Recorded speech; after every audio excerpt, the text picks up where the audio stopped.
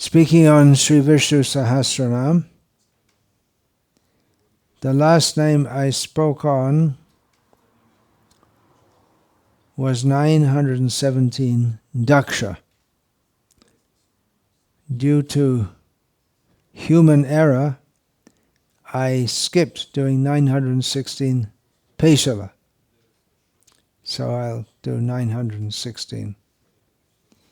The name before this was Akrura. How about that? We have Akrura, a name of Vishnu. When you think of Akrura, you don't think of Vishnu generally. And then the name after that was Daksha. And generally, when we think of Daksha, we think of Prajapati Daksha, as described in Bhagavatam. That's also a name of Vishnu. And in between we have the name Pesala, which as all the names has various meanings, but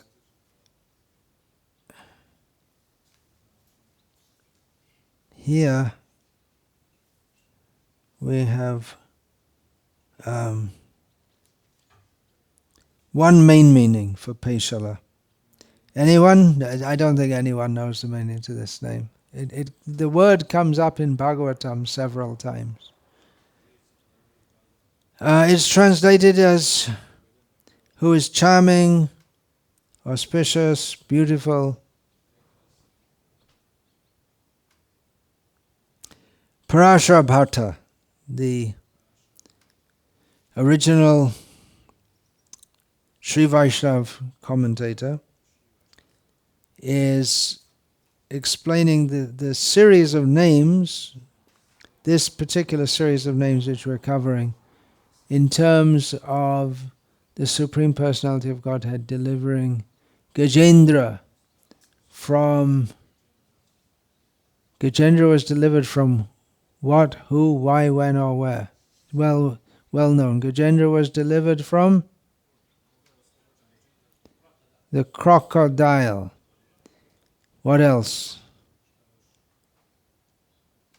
Delivered from an elephant body. He wasn't meant for that. And delivered from material existence.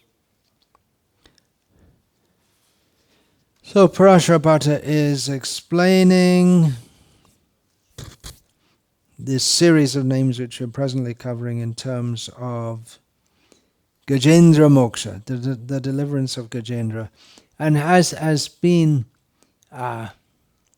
already discussed in previous names, just like Shishira. Anyone knows what Shishir? Do you know? Yeah, it's the cool season. That is the general understanding of the name, and Shankara explains it like that. Shishira.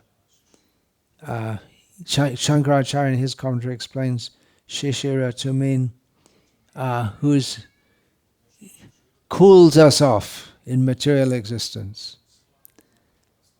But Parashara Bhatta explained it, taking a different derivation of the words, to he who came very quickly when he heard Gajendra calling.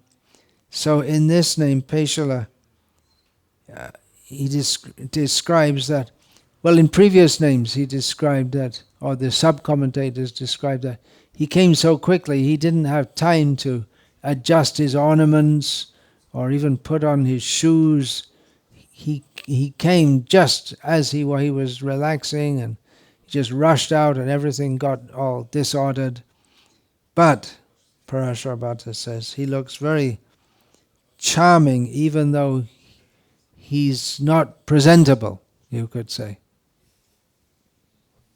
He wouldn't be admitted to a posh embassy party in that condition. But he looks very charming. Nevertheless,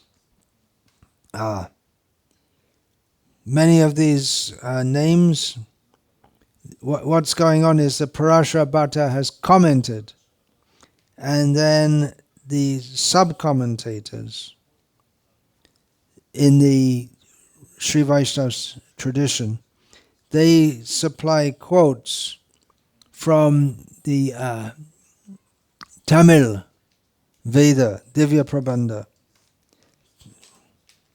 to uphold or to further elucidate these names. So, Namalava in his Tiruvayumoli, Pasaram 351, this quote is given. Gajendra, the elephant, he was picking a flower in the lotus pond, feeling very happy. I'll offer a flower to my queen, and then all of a sudden, in the midst of this happy scene, he's captured by a crocodile. So the lotus gets offered to Vishnu instead. But Krishna appeared. Specifically, the name is given Krishna, although we understand he came from Vaikuntha. So more, you might say more technically correct, Vaikuntha Nath, Vishnu came. But specifically, Namalva says that Krishna, with the dark hue of his body reminiscent of a cloud, he came in great haste, displaying his mercy and his characteristic simplicity of heart. Inasmuch as he doesn't go through I'm expanding here. He doesn't go through a costs and liabilities analysis. Should I go? Should I not go? Well, if I go, okay, but it'll be good this way, but it'll be bad. He goes. No consideration. Simply goes to save his devotee.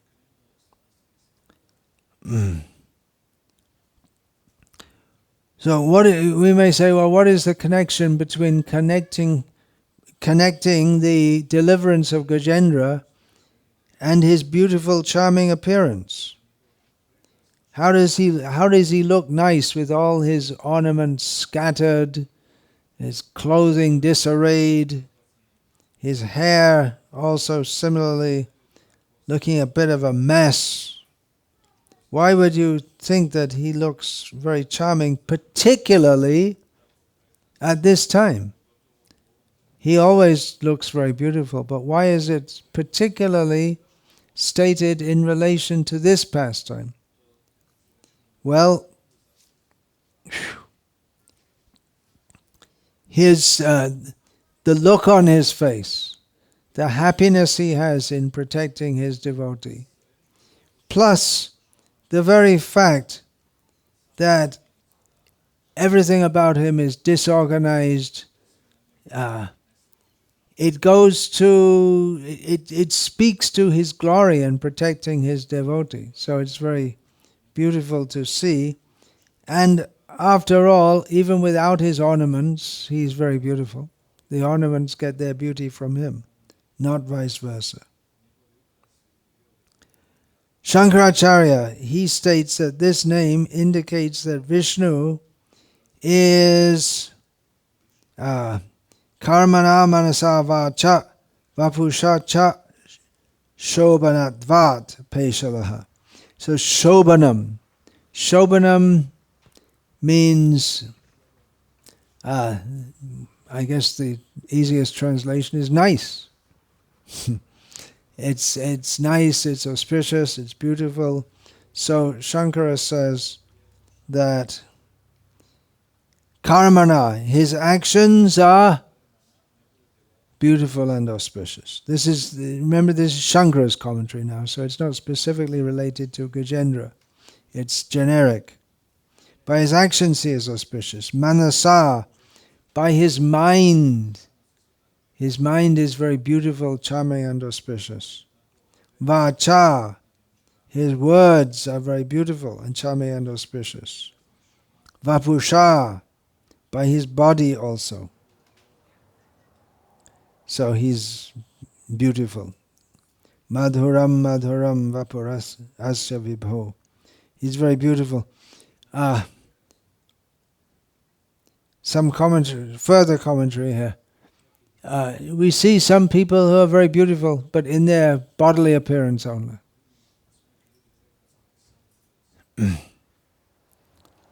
Some have very amazing thoughts, or very great thinkers, but they're not beautiful physically. Or they're very great poets. Can we think of a very great poet, Vaishnava poet, who's not beautiful by appearance? Anyone in particular? Anyone? How about Vyasadeva?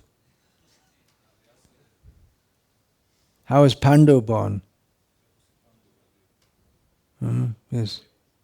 It's just seeing and smelling Vyasadeva. This Ambika Ambalika just became white. His appearance, not the kind of thing that every princess dreams of. So, externally not very beautiful. There are other examples. Ashtavakra. Krishna is Tribhanga Sundara, bent in 3 places and very beautiful. But Ashtavakra is in 8 places and not considered very beautiful.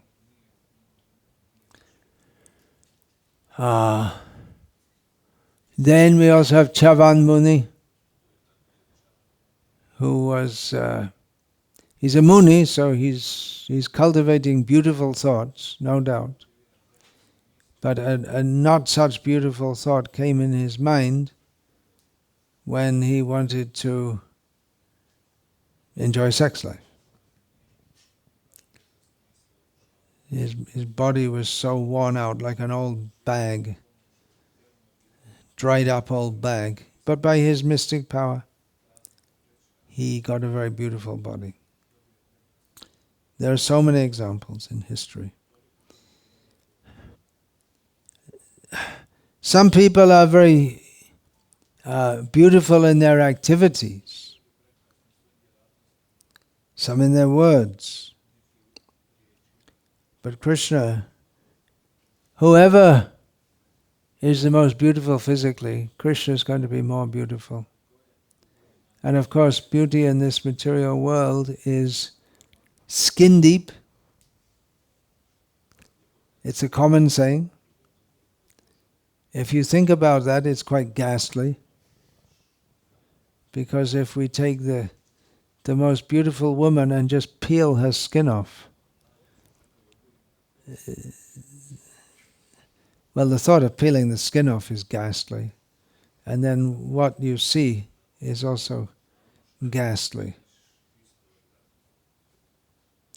Doctors see all the time, especially in the emergency wards in big cities, all kinds of mangled bodies with blood and the inside on the outside. Not very appealing. I can relate one anecdote in this regard. This must have been in the 1980s. For some reason, I had some kind of medical problem which required me to go to a hospital in Bangkok, in Thailand. And I was sitting there, and there was a body next to me, living body, and it was all mangled. I don't know how I got in there, but all mangled up and blood here and there. I was waiting. Somehow or other I got sitting next to him. And there was a junior doctor flirting with a junior nurse standing right next to him. Which I thought was, look, this is the body. This is what you're attracted to. But they were able to forget that. They were able to put that aside and pretend that what they're seeing in front of them is not behind the skin, that they're trying to form some romantic relationship with. But Krishna's not like that. Well, Krishna also bleeds, right? We see on the battlefield of Kurukshetra, Bhishma was piercing him with arrows, but he looked all the more beautiful. Krishna passes stool and urine. Some people are shocked to hear that if they didn't read Krishna book. Does he only do that when he's a baby?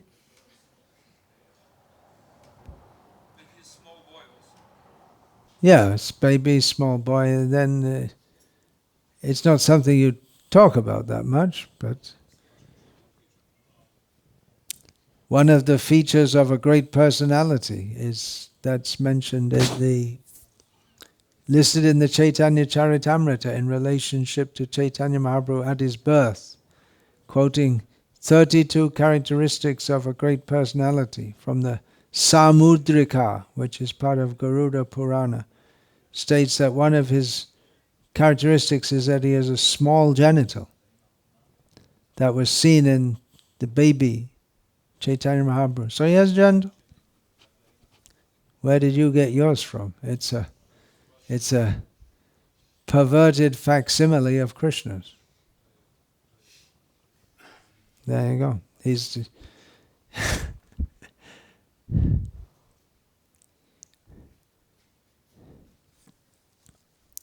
So Krishna is beautiful. Everything about him is beautiful. Extraordinarily. His words, his actions, his bodily features, he passes stool and urine. There's blood, but when Bhishma Dev saw the blood on his body, he thought he looked all the more charming. That's a Kshatriya's vision. Kshatriya has a different vision. Kshatriya takes pleasure in blood and gore, which is an English saying. G-O-R-E, not like Gauranga, blood and gore. They take pleasure in seeing that, in that kind of atmosphere. So Bhishma, seeing Krishna in that fighting mode, with his body pierced with arrows, he became very happy to see Krishna like that. And no one blamed him for piercing Krishna with those arrows. Krishna himself didn't blame him. I was saying we had Akrura as the name previous to this. But Akrura and Kritavarma, later, Akrura, he took Krishna away from Vrindavan, and then later he instigated Shatadanya to kill Shatrajit, the father of Satyabhama, and no one blamed him. No one blamed him for that. Later on, Kritavarma became on the Kaurava side in the battle, and he also instigated Ashvatthama to kill all the remaining Pandava warriors except the Pandavas themselves in the night. And Kripa was there also. But you'll find after that, they're still treated with full respect, because that's there in the first canto of Bhagavatam when the funeral rites were being performed. It's different culture to this one. where you have feuds going on for generations, especially, I'm told, in Macedonia. They have Montenegro, is it? Mm.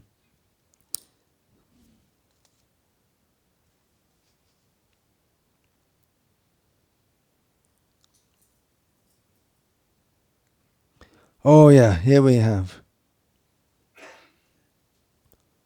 One of the commentators here has given the meaning, Pesalo monoharaha. Pesala means who steals the mind. And he quotes the name, or he quotes from Bhagavatam, Canto 10, Chapter 32, Text 2, in which Krishna reappears after leaving the gopis in the forest. And it's a well-known verse, not as well-known as, for instance, Saradhaman Parityaja, but for those who regularly study Bhagavatam, especially those who take special delight in Krishna's gopi pastimes, this verse is well known. Tasam avaribhuj chauri smayamana mukhambuja pitambara dharasragvi sakshan manmata manmata. Manmata means, in English it said Cupid, one of the names of Cupid. Kamadeva, Madan, there are many names for Cupid. Pushpabana. There are many names. Manmata, mata gives the idea of churning. So one who churns your mind. That's a name for Cupid. And Krishna is Manmata Manmata. Kandarpa, that's another name for him. So for Cupid. Kandarpa Koti Kamanea Vishesha Shobham. He's so attractive that Kamadev, who churns the mind of the whole world, is himself defeated by Krishna. So the gopis, this is how the gopis saw Krishna. He was, he appeared there. Tasam, in the midst of them, Avirabhu, he suddenly reappeared, smiling with his lotus face, and with yellow cloth and a garland, Sakshan Manmata Manmata, directly the Cupid of Cupid.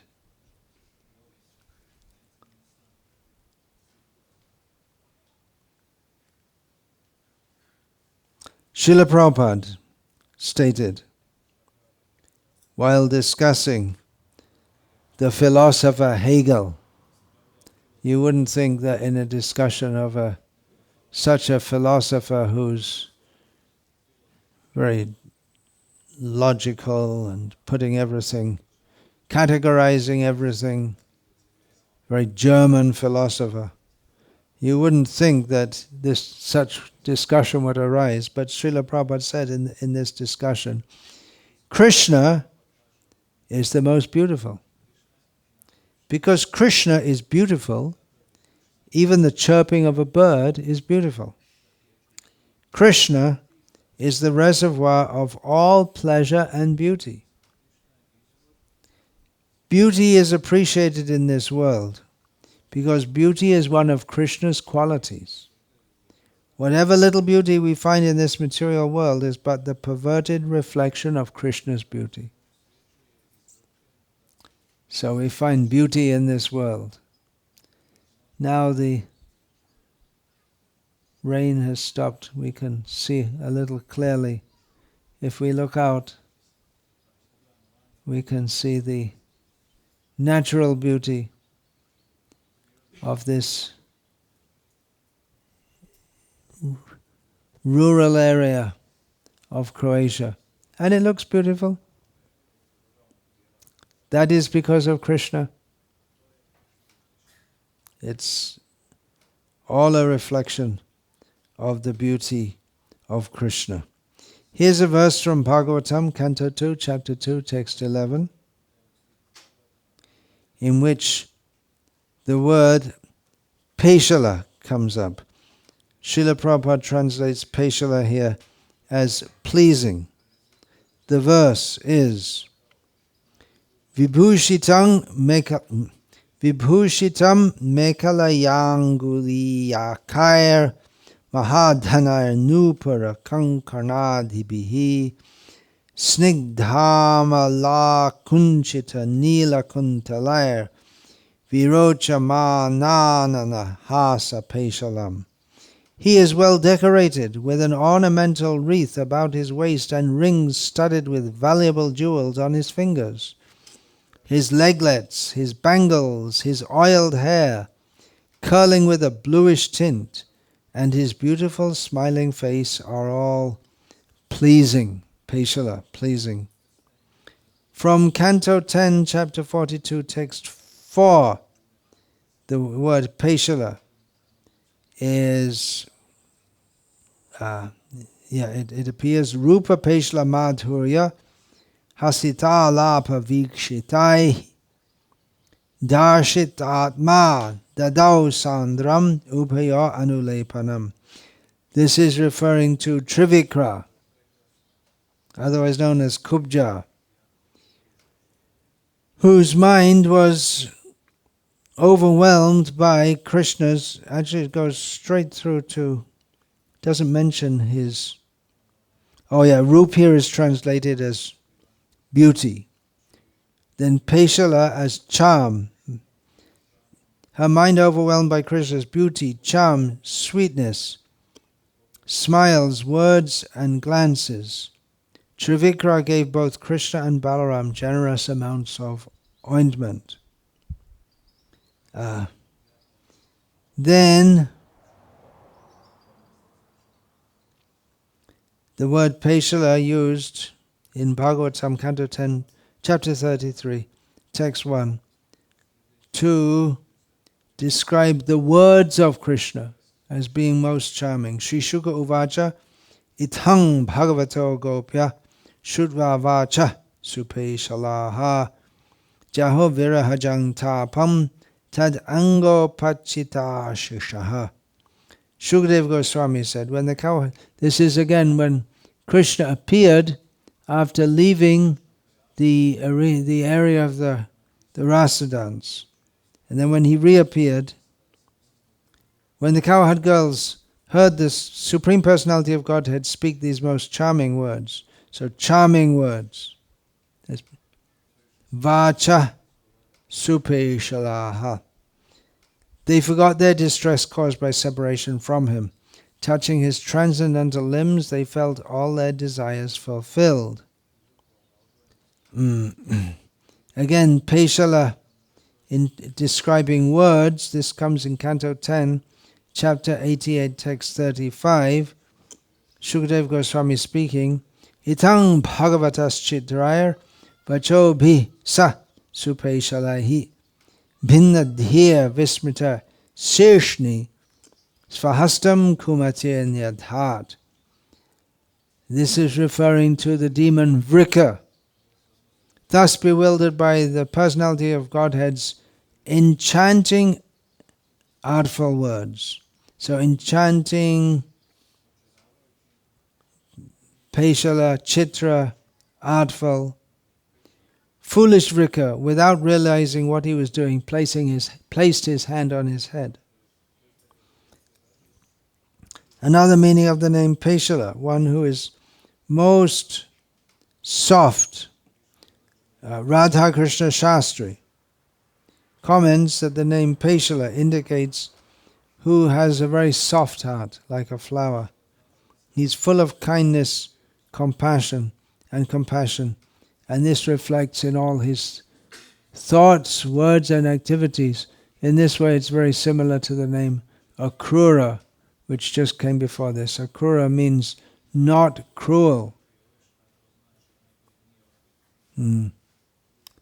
Not cruel.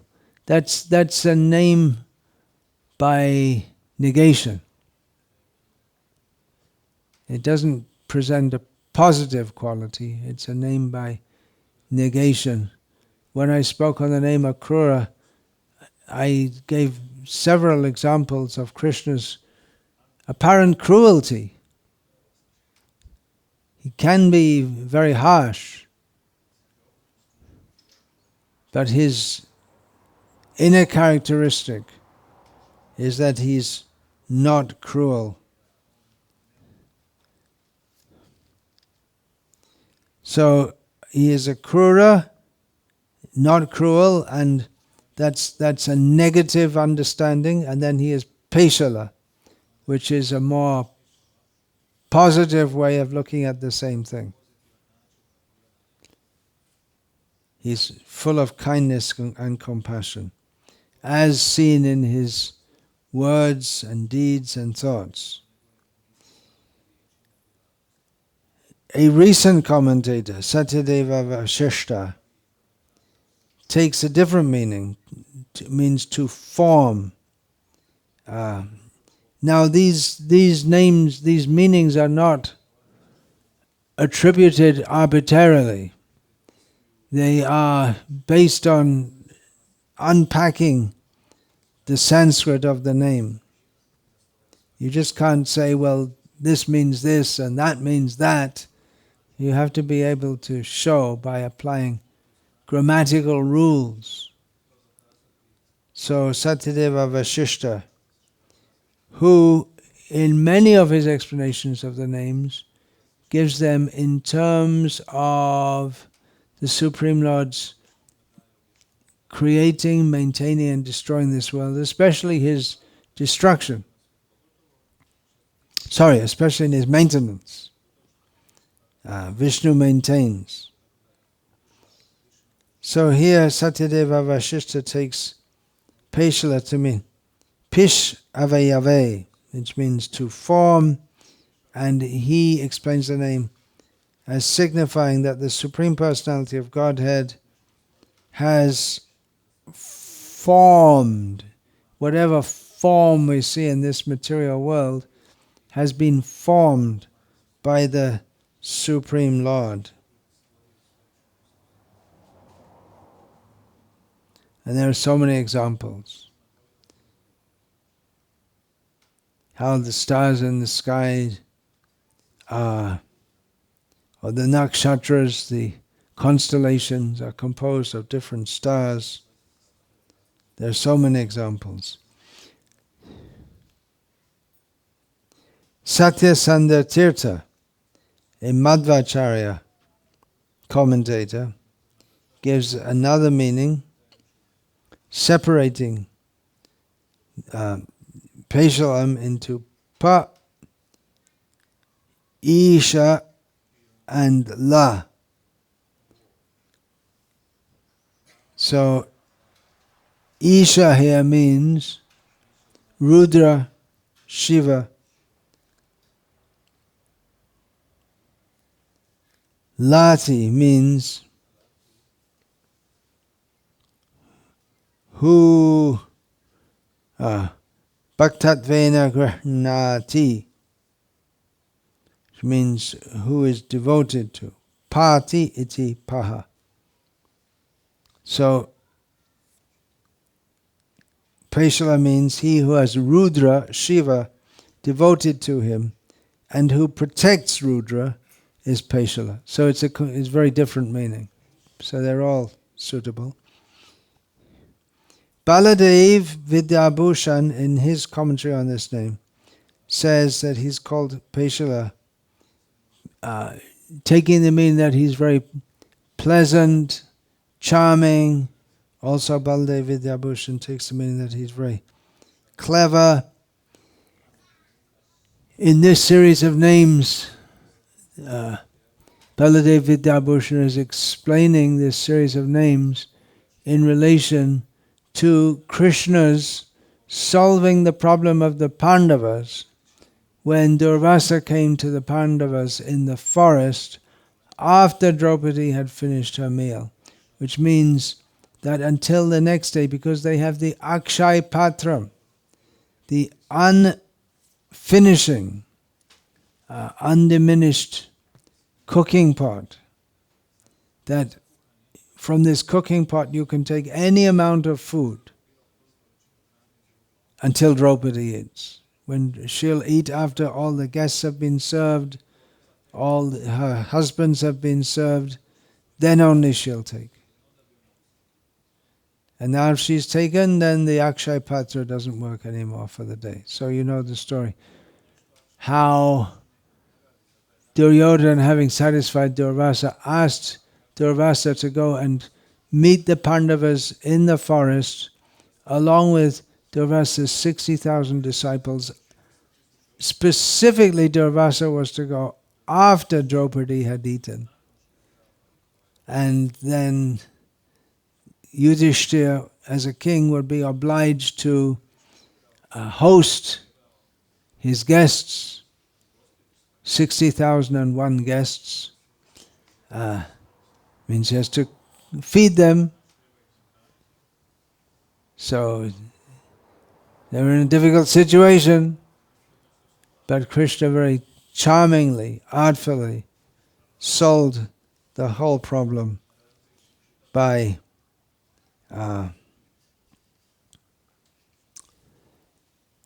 having this Durvasa and his disciples suddenly feel as if they'd eaten a huge meal. So they didn't go back. And in this way, they didn't go back to get their meal, thinking that Yudhishthira must have arranged so many preparations. And suddenly we're feeling so full and we couldn't even eat a single drop more.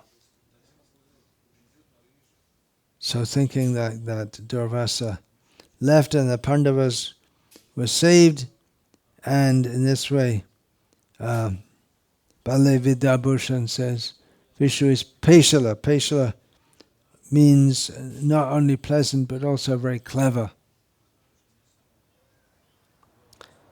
Another meaning, Guru Shishyabhyang Vicharyaha Pesalaha. The subject matter that is to be discussed, considered in the conversation between the Guru and the disciple. What is the subject matter? Subject matter is Brahma, ultimately Krishna. So Vishnu is the subject matter to be ascertained in discussions between Guru and disciple. And exactly how that extracts from Pesala is not described here, but it is. So that's another meaning of the name Pesala.